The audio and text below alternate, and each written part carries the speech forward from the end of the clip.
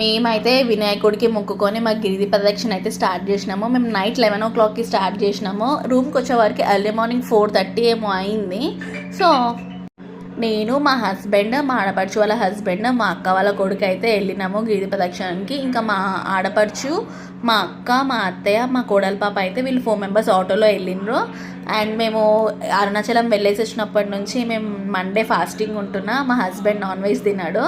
So అసలు ఆటోమేటిక్గా positive vibes అట్లా వచ్చేస్తాయి అరుణాచలం వెళ్తే. లాస్ట్లో ఈశాన్య లింగం దగ్గర మా వాళ్ళు చూడండి ఎట్లా అలసిపోయి కూర్చున్నారు. అసలు కూర్చుంటే లేవబుద్ధి కాదు, లేస్తే కూర్చోబుద్ధి కాదు, అట్లుంటుంది పరిస్థితి. అండ్ మేము దర్శనం నెక్స్ట్ డే తెల్లారి చేసుకున్నాము. వర్షం పడుతుంది.